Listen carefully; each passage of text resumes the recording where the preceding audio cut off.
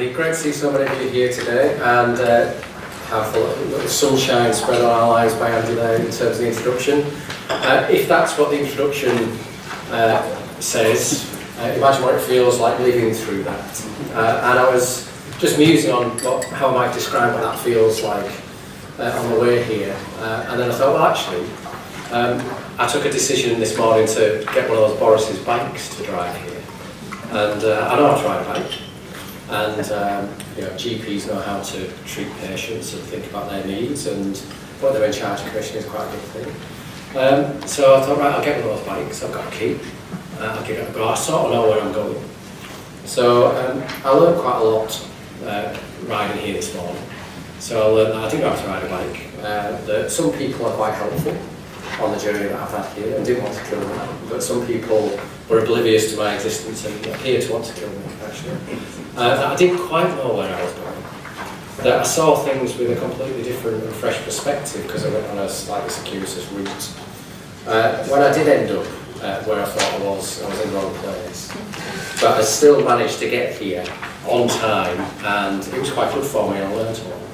Now I think that if you look at commissioning and the reforms that we've been on, I think that's the journey that some of the organisations have been on, because the system that's being designed to deliver changes in healthcare isn't quite ready to deliver the changes that we require.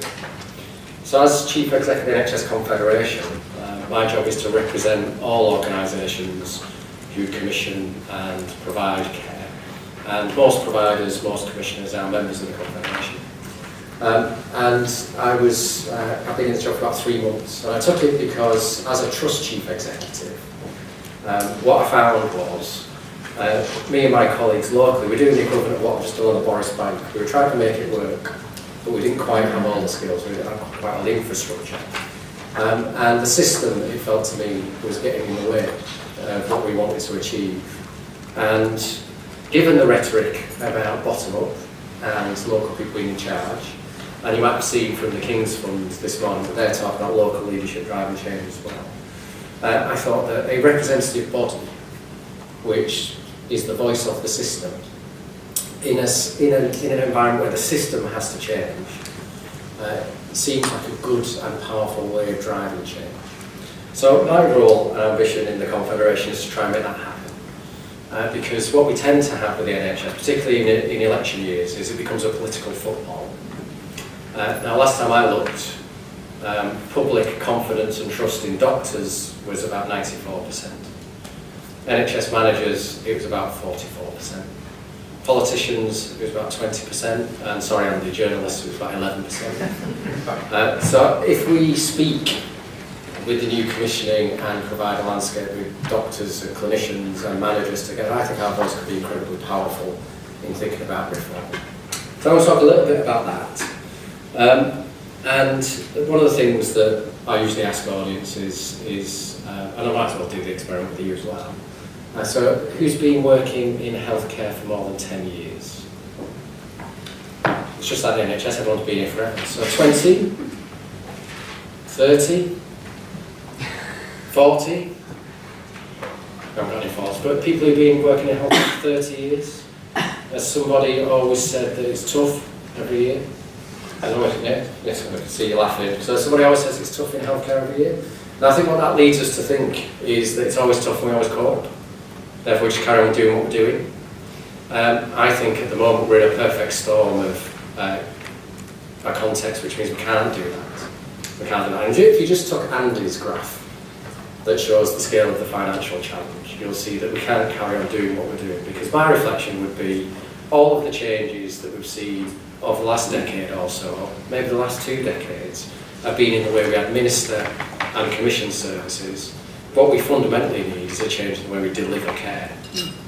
And that hasn't happened. So we are in this perfect storm. It can be quite gloomy, and there's 3 elements of it. So the first is that we've got an episodic approach to healthcare in this country, and our citizens need ongoing support, because what we have are 18 million people with long-term condition, a growing older population, and 3 million people with 3 chronic conditions or more. Now, last time I looked, You can't be cured for being old or having a long-term condition, so we're going to have an ongoing relationship with you. So we have a system that's geared up to deliver episodic care and a set of citizens who need ongoing support and long-term condition management. So we need to change, irrespective of the money. The second thing that's part of the perfect storm is the scandals that we see and the headlines we have every single day, which I think are unimaginable from the kind of thing we had 10 years or so ago. So if you imagine Jennifer Zia, remember the Jennifer Zia story in the election, which caused a massive furore? We seem to have a Jennifer Zia every day at the moment. And the third bit of the perfect storm is the money. And Andy's just showing you the graph around that. Now we could get very gloomy around all of this. And what we talk about often is that's the burning platform we're on as an organisation and as a system. And if you talk to NHS managers, who can be a gloomy and cynical lot, what you find is that they will go into detail about how difficult things are. But I think there's an emerging sense of, we've had enough of that now. We spent 4 years, I think as Andy's just described, 4 years going through some of the biggest system reform ever. So big you can see it from space, and I think Andy's just described NHS England, so big you can see it from space. And some of the toughest financial challenges in the age of austerity ever. But we're still here. Things are creaking, but we're still here. And I think that should give us some confidence. So what we're beginning to see as NHS managers and leaders is a sense of, can we have a burning ambition, please, of where we want to actually get to? I'm absolutely sick and tired of talking about this burning platform role. Because the burning platform doesn't actually make you get to where you want to go, it just gets you away from where you are. So I think there's an emerging consensus that what we need is some vision for the NHS about where it's going, how we're going to tackle that demand that we require, the financial challenge, and give public confidence back to the NHS. Now with our partners, we've been doing some work with the Academy of Medical Royal Colleges, Faculty of Medical Leaders and Management, Foundation Trust Network, Local Government Association and Royal Colleges, and National Voices, patient organisations, to say what's the best evidence about why we need to change and which areas do we need to change in. And this document, half of which is references, so it's irrefutable evidence of the need to change. And we've done this not for the NHS, because they're doing the change, but we've done it for the politicians and the public. Because there are still politicians and members of the public who will fight any change that we try and make, even if it delivers better outcomes, savings and better care. In fact, that comes from the DODS research that we've done of MPs and polling of the public. So what this says, and this is part of the NHS voice trying to be heard, is there are 7 areas that we really need to think about changing it, and they follow quite a neat pattern, I think. So first of all, 21st century needs are different. So secondly, we need to change services the way we deliver them fundamentally. Third, that requires leadership. That leadership's in the system, because the system's got to change. And that leadership's got to be value-based, because some of the decisions we've got to take are going to be tough, and people might not like them, but there will be the right decisions.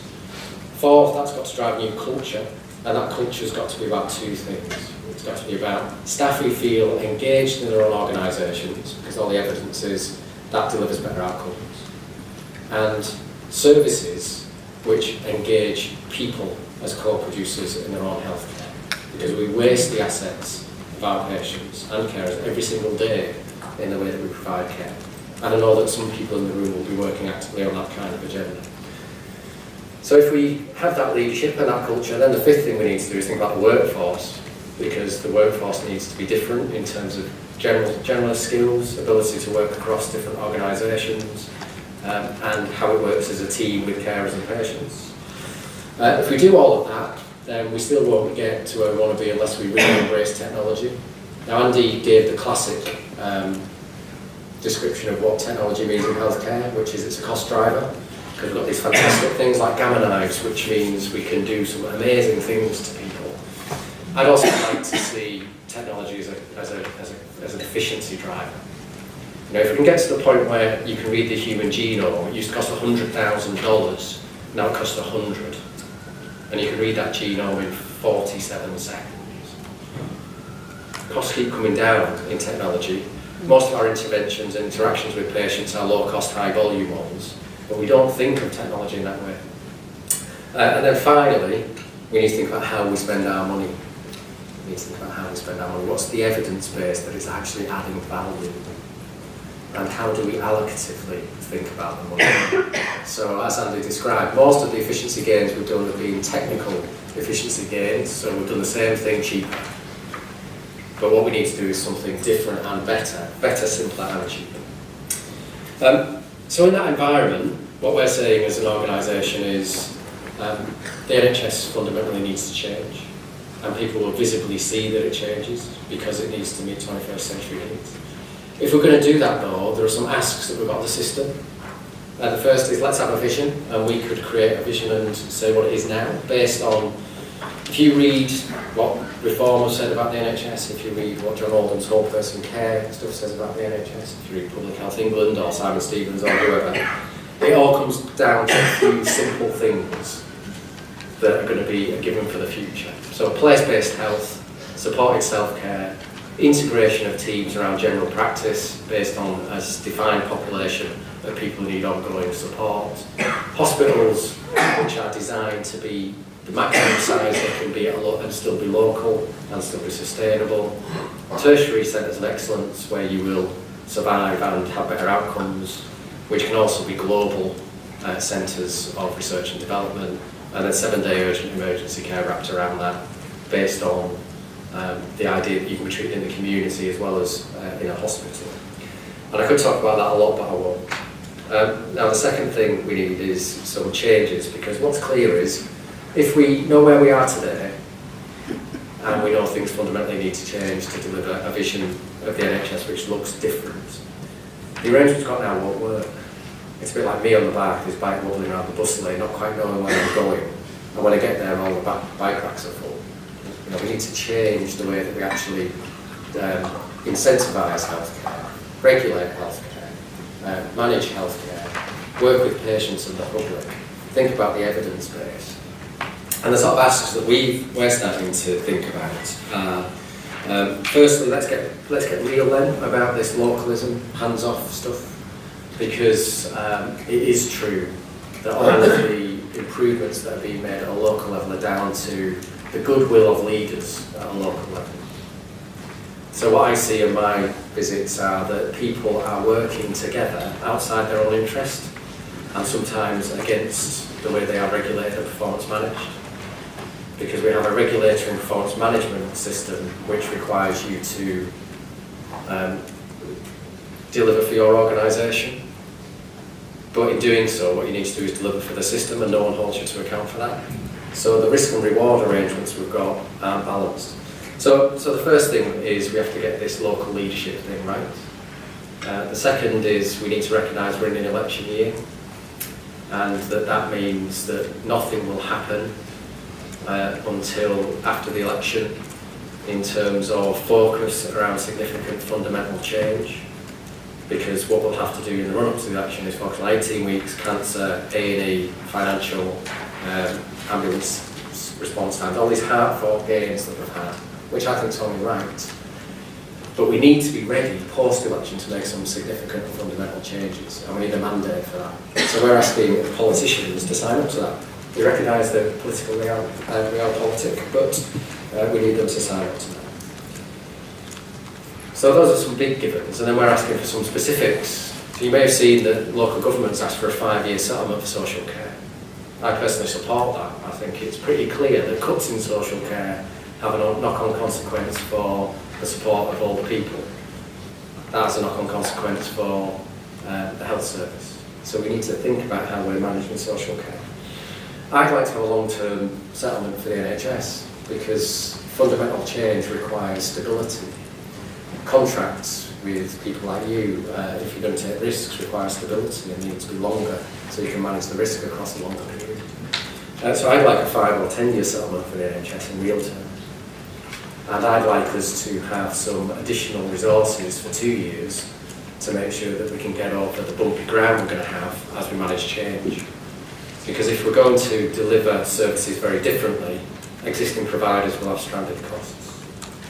So we're asking for some financial improvements to be made, a new financial regime to be put in place that incentivises long-term condition management. We're also asking for parity of esteem for mental health, and to make that real, because if you are unwell, then your mental health's affected. And if you're mentally unwell, you're much more likely to have a long-term condition or die prematurely. Now, we've got this artificial barrier between mental and physical health, and I'd like to see that end. Commissioning, I think, where one of the big asks for us is to say that we seem to have got into a narrative nationally, you may have seen this, that everything is resolved through the provider and the regulator. So if there's a quality issue, CQC will sort it out. If there's an issue about sustainable organisations, then monitor and all the TDA and the providers will sort it out. Actually, commissioning, and having Simon Stevens, the International Round Commissioner as head of NHS England, is a good thing. Commissioning is all about transformation. Commissioning is all about allocative efficiency. Commissioning is all about evidence. It's all about the effectiveness of treatments. It's all about clinical leadership, about engagement with patients. I think what we'll see in the next year or two is commissioning come back into play in a major way. And I'd really like to see that done in a way which is joined up. I'll leave it to you to muse on the fact that the Lansley reforms took commissioning and split it up. And then Jeremy Hunt talks about bringing commissioners back together. But what is essential for me is that if you're thinking about commissioning primary care, you need to do that at the same time as community services, mental health, social care, hospital care, and at the moment those are split. And I think NHS England are making moves to bring them back together, which I think is a really good thing. So for you in the room, I think working with commissioners as well as providers is going to be essential over the next few years, because they're the ones with the money and they're the ones who are going to be driving change. And what we want to do as an organisation through NHS Clinical Commissioners is give people the best chance of succeeding in doing that, because they'll have a longer settlement, they'll be able to do longer contracts, they'll be able to work with a variety of providers and partners.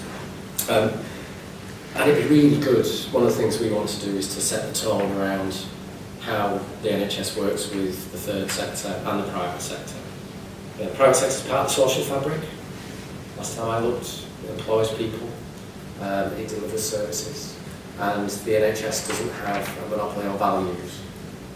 So having an environment where business between the NHS, medtech, pharma companies, for the benefit of patients and for the benefit of the economy is a good thing, is something that I want us to see.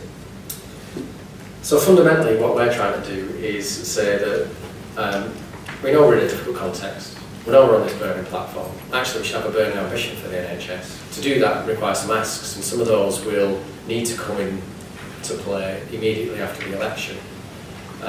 For you, what you'll have to navigate, I think, is a bit of a difficult and interesting time, but I would say build your relationships locally as well as nationally. I would say lobby as much as you can around the changes that are required, and recognise the environment that you're going to be in is going to be focused on two things. Defined populations who require ongoing care, children, people with multiple long-term conditions, and older people, and evidence-based, effective technology and treatments which will drive change.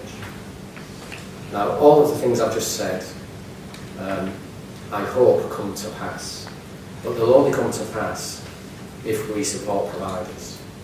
And I'm going to pass over to Chris to talk about providers, because I think one of the things we often do in the service is fail to recognise that regulators, commissioners, representative bodies don't actually deliver any care at all. The only people who deliver care are providers. So I'm going to hand over to Chris to give us a view of how things feel from the provider sector. Thanks very much.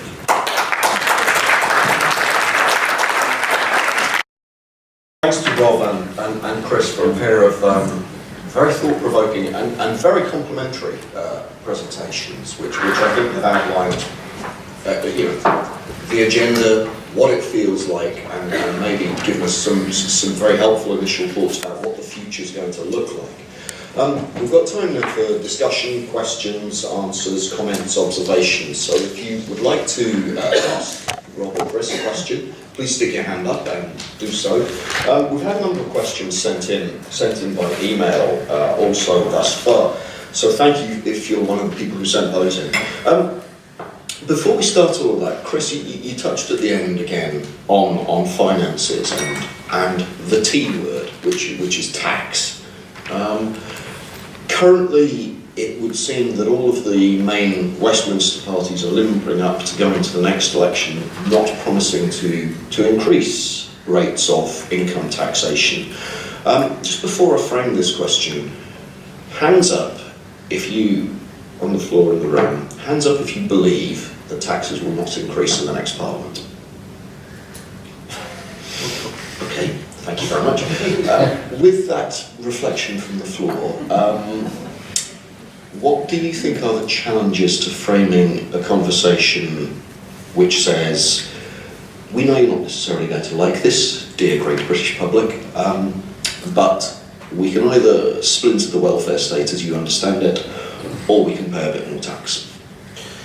So I think there's two or three things going on here, aren't there? So the first is that I can't see how, as a political party, as a responsible political party, you can't go in. You've got any other choice to go in other than going into general election saying you want to eliminate the budget deficit, broadly speaking, over the next Parliament. There may be some, fudging around the margins, like, okay, maybe go 1 year into the next Parliament, or maybe the balance between tax increases versus public expenditure reductions. But overall, I can't see how anybody can, particularly given that Labour know the big weakness is over the fact that, they let the whole thing go out of control, and there's that famous thing is, do you want to give them the car keys again, to crash the car again, which I think will be the Tories' line of attack, it seems to me. So I think there's going to be a huge pressure on all parties to be fiscally responsible around eliminating that budget deficit.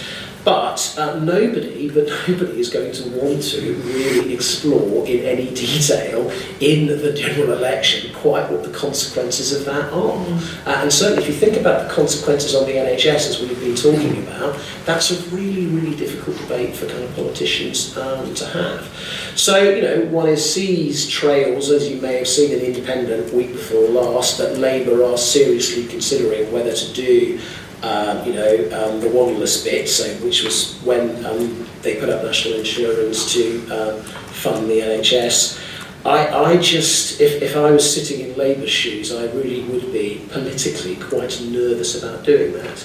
So I do think there's a really big issue for us in the NHS about how we get that debate really out there. And for me, the famous Simon Stevens 5-year NHS Forward Look in October is probably the key means of doing that, supported by the challenge work that, for example, the Confed are doing. And that's the place where I'm hoping that what that document will very clearly set out, as it will say, if you do this, financially, these are the consequences. If you do this, these are the consequences. And it will very clearly set out what can be delivered at different levels of finances. But my sense is the politicians will probably run quite a long way to try and avoid engaging in that quality of debate. And that's where I think, just to build on that, that's our job then, isn't it? So I think we can't have a conspiracy of silence about the challenges that we face, and we can't have false assurances either. And I think it's quite a simple truth that the amount of money you put in the NHS is not an economic determination, it's a political choice.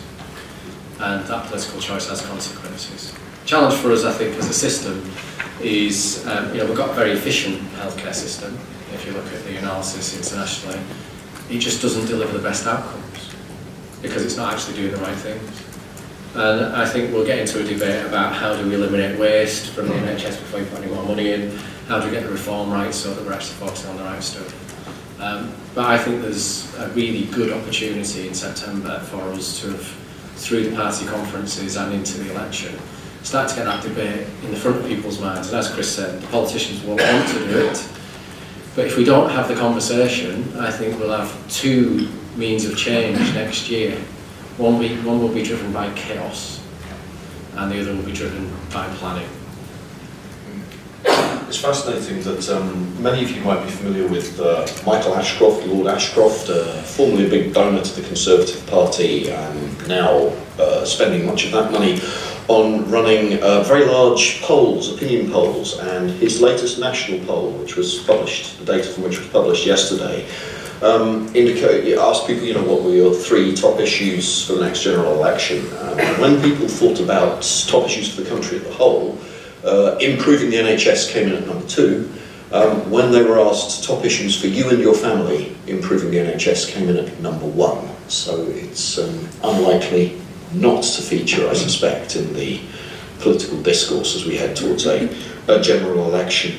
I was wondering also if we can get some thoughts about how you feel that the medtech industry and the pharmaceutical industry can go about becoming trusted partners with the NHS and with the third sector and with independent sector in delivering these good value solutions. A year ago at this conference, everybody seemed to want to know how to get value propositions across to the new system, which of course was bedding into a much greater degree. It's somewhat matured today. What do you think are the key factors of developing that kind of, trusting mutually relationship? So I would start with one of the things we haven't talked about in new infrastructure is the academic health science networks. Yes. Or some of the developing partnerships which are an alternative to that, like UCL Partners or the Leeds Innovation Health Hub.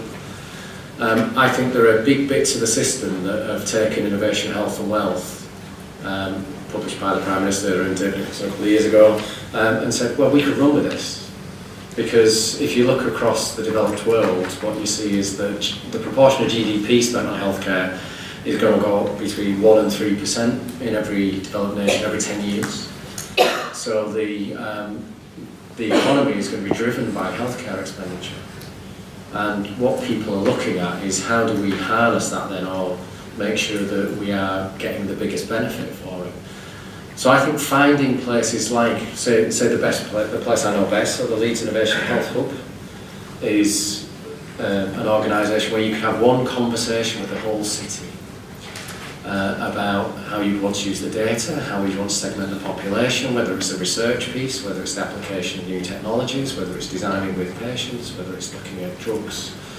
You can have one conversation with that whole city.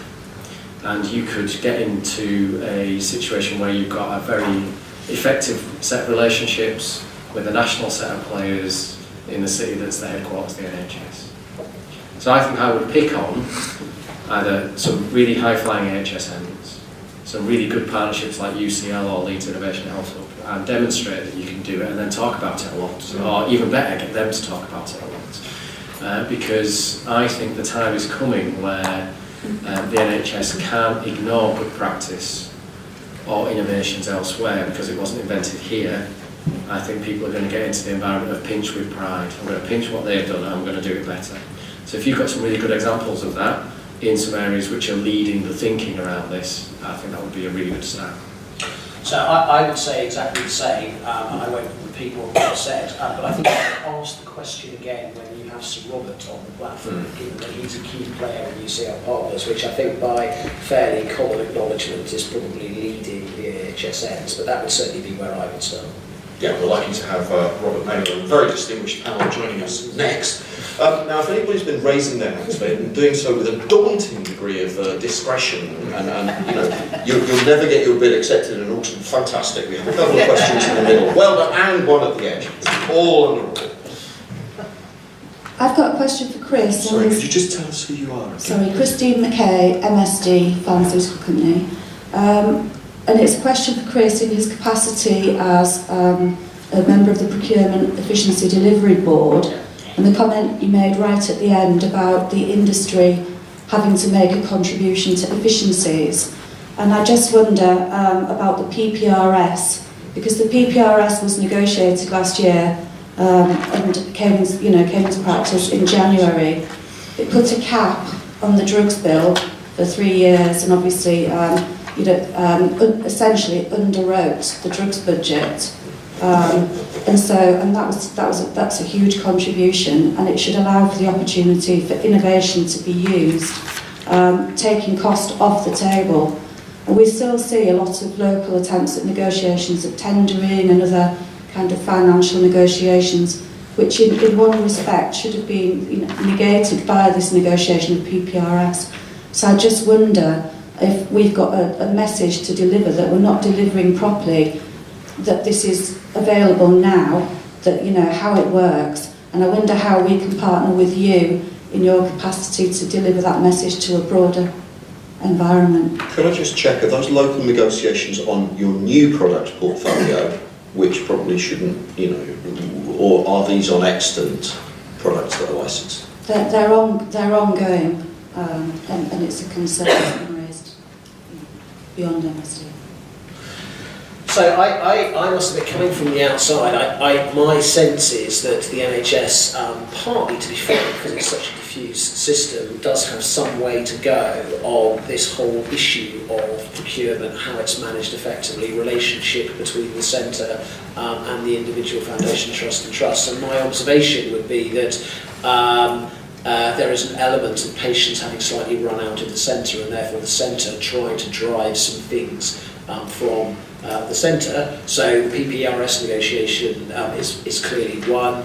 Another would be putting a very specific central target on NHS supply chain in terms of having to realise a certain amount of savings. And my sense is that one of the things that hasn't happened as effectively as it should have done is the stuff that's being done at the centre then being effectively communicated down to individual foundation trusts and trusts, and then a very clear message about how they need to take account of the work that the centre has done.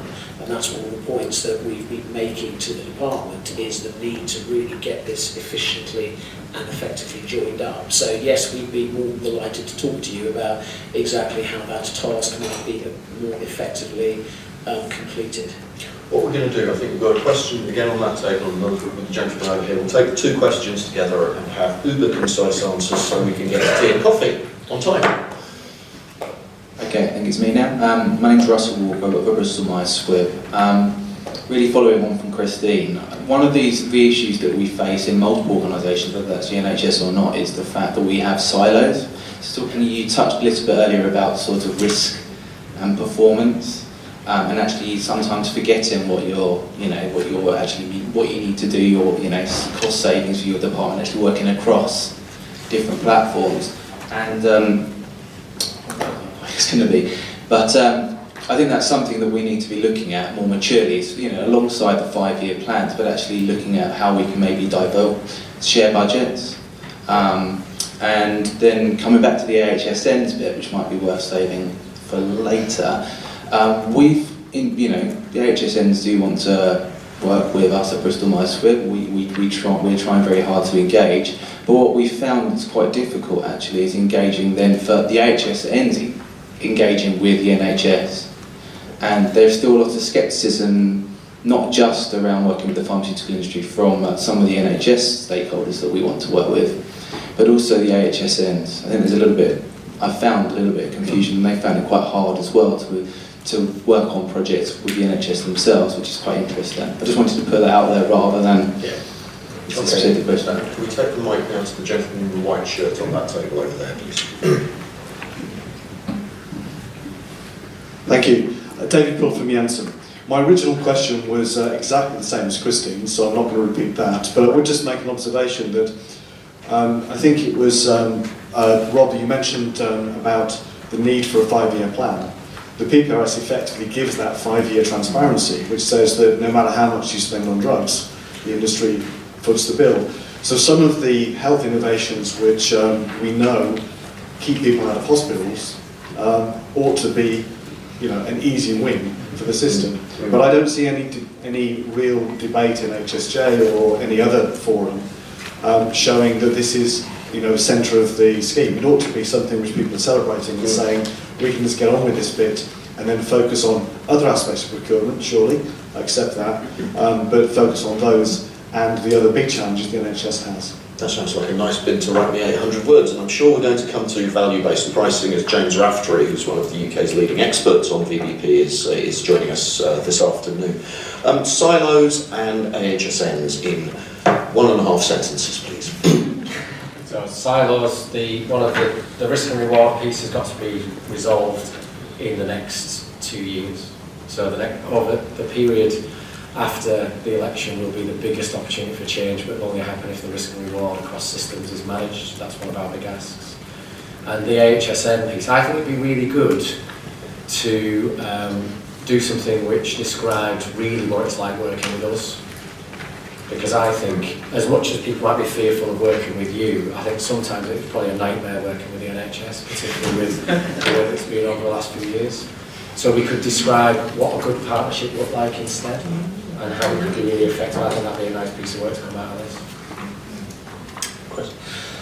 So I think the kind of phrase for me at the moment, which I heard from actually Rob's vice chair, which I thought was a brilliant one, was that at the moment I think lots of our members are trapped beneath an incredibly powerful operational waterfall, and that they're just struggling to get out from under the waterfall. So when we ask the question about why do we not get innovation and why do we not get the degree of interaction and partnership, I think one of my observations would be I'm incredibly struck by how hard our members have to run to just keep the system upright, and that they're almost, the management capability and capacity that keeping the system upright takes means there's very, very little space for people to do innovation and to do interesting and different things. So I absolutely recognise, I bumped into 2 or 3 different AHSN chief execs last week at the Confed conference, and all of them were saying the same thing, which is that they are in some places kind of getting the relationships with the NHS trusts and foundation trusts not always easy. But then, again, I think you should ask Sir Robert this is for me where I think the teaching hospitals have got a really, really important role to play. And I think the thing that I find really interesting is that concept of a teaching hospital research-led AHSN, where effectively there's a real opportunity to pilot and do some different things in that teaching hospital environment where people are perhaps regarded as their duty to innovate. And then the really neat trick is then, if you can then spread it out, the practice that you develop right the way across the rest of that AHSN, which will have a bunch of DGHs sitting inside it, that would seem to me to be a really interesting model to really make this work. But again, I just think you just have to be realistic about the fact that these organisations are still only, a year and a half old, so we do need to give them a bit of kind of time and space to develop. But I do think for me that model really has a potential power around it, particularly if you've got an organisation sitting at the centre who really genuinely recognise that they can't get trapped under the operational waterfall. It's their job to do things differently and to really push at the edges of innovation and do things differently. Okay, ladies and gentlemen, we've been going a couple of minutes late to tea and coffee, so we will come back a couple of minutes after the statement time, which I think is 1:45. If you have any further questions for Rob and Chris, please grab them quickly. They're both extremely busy and probably have to shoot off more or less immediately, but they probably have 1.5 minutes for any informal questions. Thank you for your participation. If you just join me in thanking Rob and Chris for framing an excellent start to today's conference.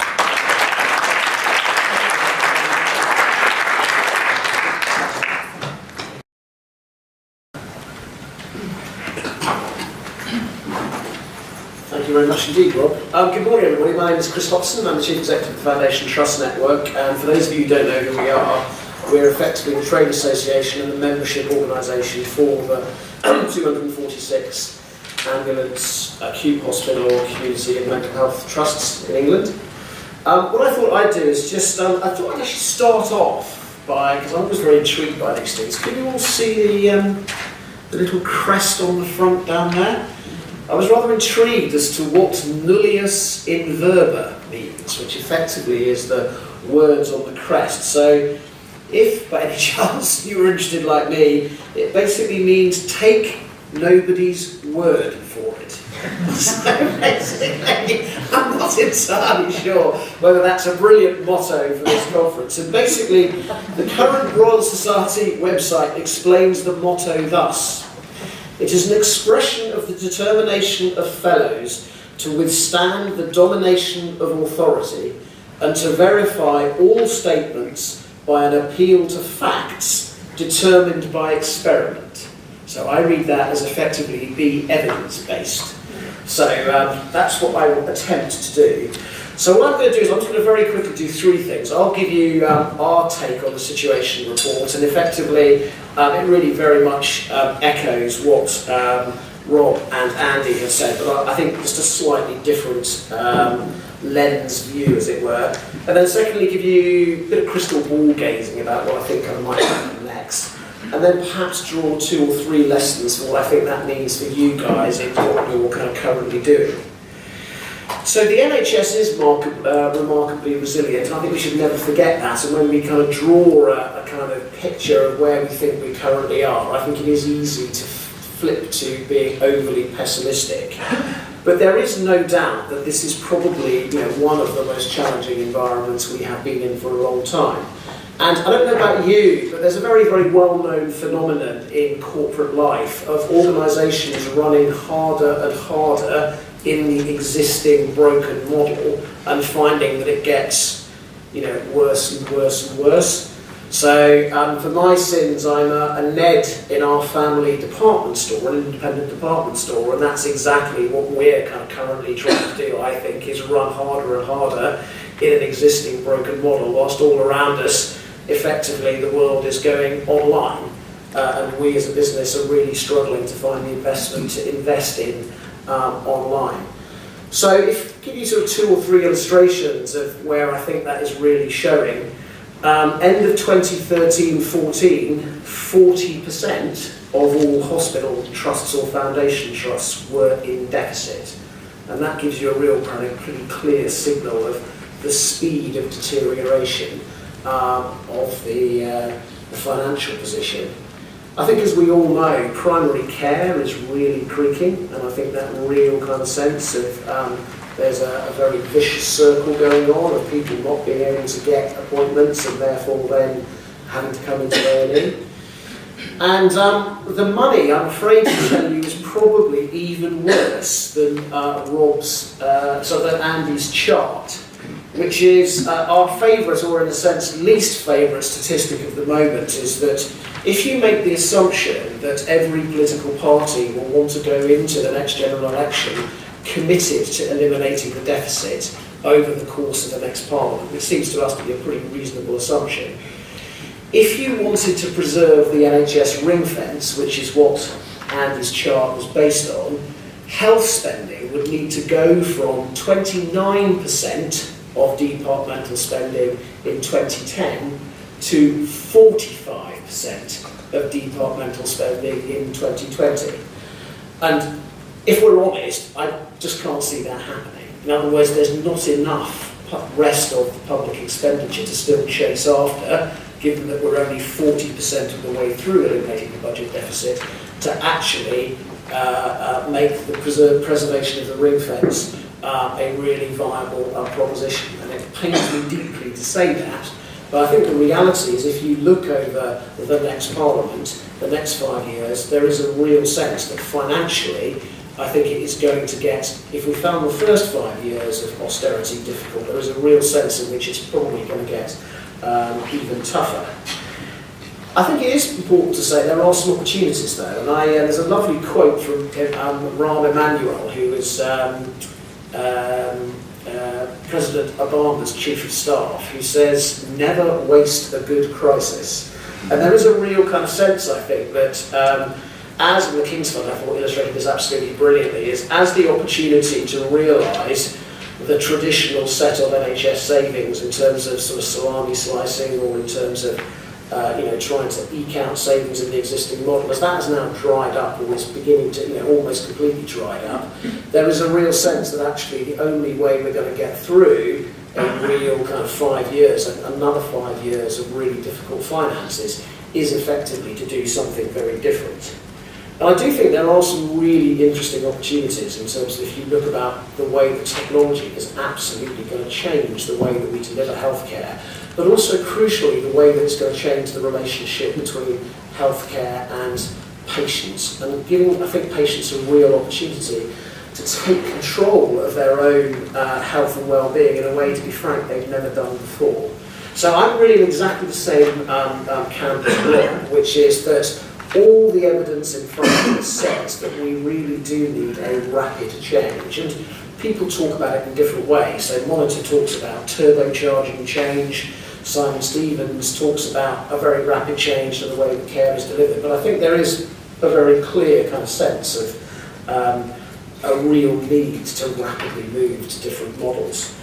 So I just thought I'd just talk a little bit about how we kind of think that looks. And again, I think there's a remarkable kind of degree of consensus about what those different models of care look like. And again, Rob, I think you were mentioning the same kind of things that I've got on my list, which is a much greater emphasis on prevention, ensuring that we join up different bits of not only health, but that we join up health and social care.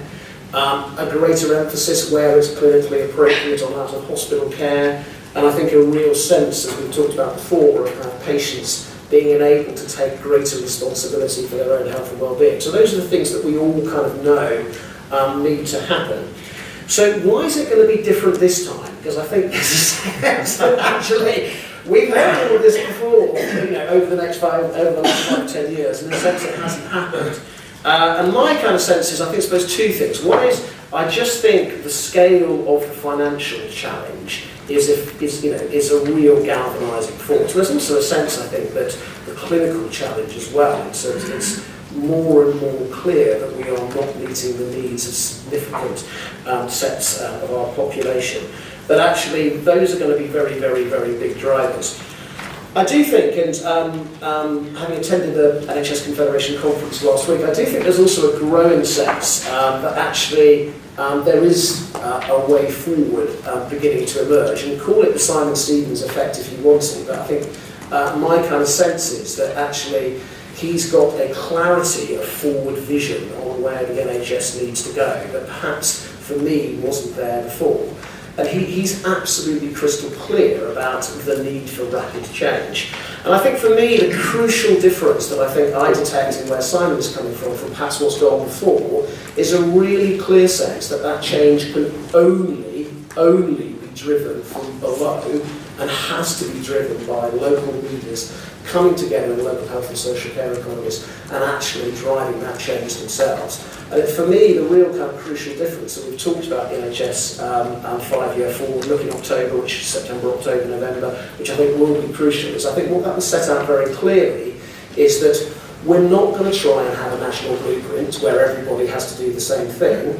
Equally, we're not going to let 1,000 flowers bloom, but I think what it will very clearly set out is there are probably 5 or 6 different ways in which we can get to the kind of care models that we've described at a top level, but it's crucially going to be up to those local leaders to really decide which route they want to take. And it will be very clear about what the role of the centre is, but crucially it will be very clear that the responsibility must be at a local level to drive these changes. And that, to be frank, local leaders have either got to stop waiting for more money to arrive, or for the cavalry to come over the hill, or for the politicians to come up with a grand national blueprint, but that actually, much, much more, it's the responsibility of local health and social economies, care economies, and for leaders to come together to really drive those changes. And if you share that view, then I think then the next obvious question to ask is, well, okay, what kind of changes do we think are required? So I think what will happen is that in that NHS forward view, we will get a greater degree of clarity on what that way forward looks like in terms of what are the kind of care models that we would be expecting and hoping local health and social care economies to move towards. So just give you 2 or 3 examples from our members. Chelsea and Westminster at the moment are doing some very, very interesting work, not very far from here, in terms of really seeking to develop an accountable care organisation where effectively they're really talking about bringing commissioning and provision together and really working out how you bring together all the different providers in that area, linking up crucially with kind of primary care to create a very different looking approach in terms of whole population, risk stratification, and then really looking at how you drive that in the more kind of traditional American model. Our colleagues up in Northumbria are doing some really interesting things, knitting together secondary care and primary care. So they've now encouraged their GPs in their patch to basically form federations 3 or 4 years ago. They've now moved to the next stage of providing a whole host of back office services, HR, IT, medical insurance, to those practices. They've now gone to the next stage, and effectively they are now about to take over, at the request of those GPs, actual primary care surgeries themselves. So they're actually creating an integrated organisation that will provide not just acute and community care, but actually will also now growingly provide primary care, all from within the same organisation.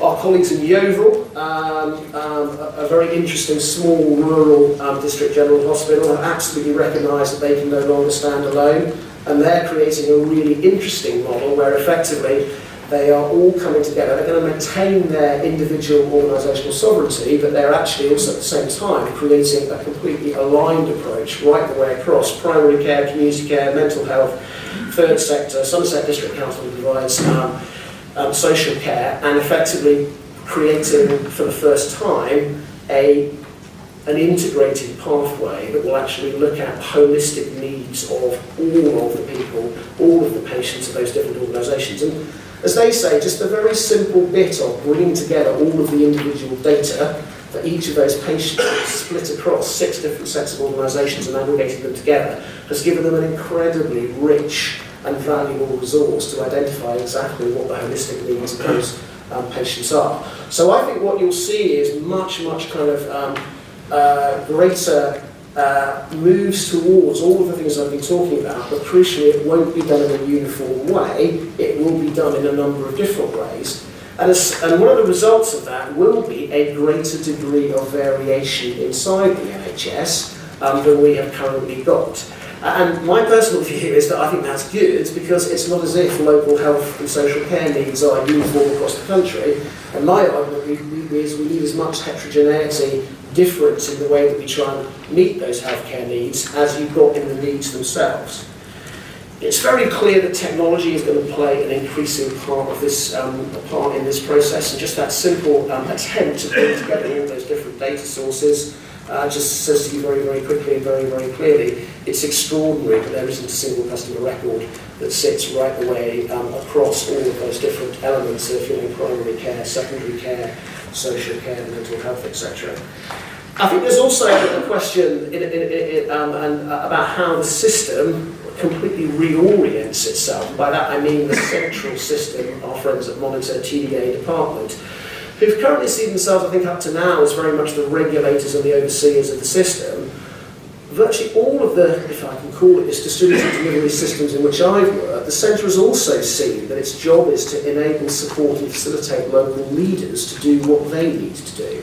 And I think one of the things that we're really looking for in the new system is a very big change, where the centre realises that part of its role is to really support and enable local leaders to drive the change that I've been talking about. And it's not just about regulating or telling the system what it should be doing, it's actually about enabling and supporting local leaders to build the required change capability. And clearly we will need to solve the money. And I think the way that we're thinking about the money at the moment is there's a very short-term issue in terms of 2015-16 looks really very difficult financially for the NHS, partly because of the Better Care Fund that Andy was talking about. As Rob was right, Rob's absolutely right, we need to work out how we can create a transition fund, because we need to invest in these changes going forward. But also, given how difficult the finances in the next Parliament are going to be, I think it's really important that we do have that honest debate about what can be achieved over the next 5 years, given different levels of funding, and that then genuinely it is up to the politicians to decide where they want to set the level of funding. Partly, we would hope, in some form of national debate with all of us who have to pay taxes or national insurance. So, I think our kind of sense is that there is a growing path forward. It's going to be complicated, it's going to be difficult, it's going to be incredibly challenging, but there is a sense, I think, a growing sense that actually we are beginning to get a degree of clarity that we absolutely need.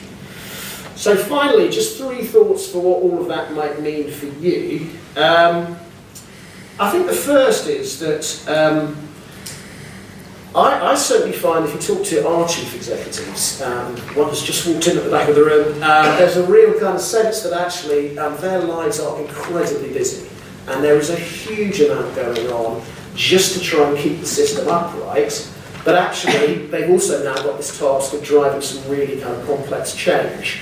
So my observation would be that when I listen to our chief executives talking about what works really effectively in terms of interacting with your industry, it's when people from your end have really thought through and understood what position our chief executives are in and how you can very quickly frame a win-win proposition that absolutely enables a chief executive and organisation to deliver what it needs to deliver.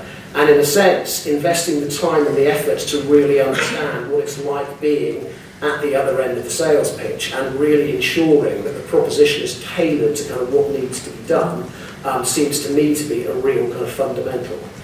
And in a sense, perhaps developing the point as my second idea is really the sense that I think those people who can really show trust how they can quickly operationalise medical and technological advances seems to me to be a key trick, which is I think that everybody is out there recognising that there are some really, really important advances people ought to be taking advantage of. But I think what's often not clear is actually how you get from the idea into the operationalisation. In other words, actually how you really make sure it gets properly rolled out quickly. And I would counsel you very, very strongly that what I often hear, I think works very effectively, is the ability to demonstrate how it's worked effectively somewhere else, and the ability to actually find a pilot site or pilot sites, really show that it can work, and then very clearly, it's not just you that's saying this can work and this can be operationalised quickly. We've actually done it somewhere, and there's a chance to then, for a chief executive or for whoever it is inside the organisation, to then talk to a peer or a colleague to really, validate what's being argued.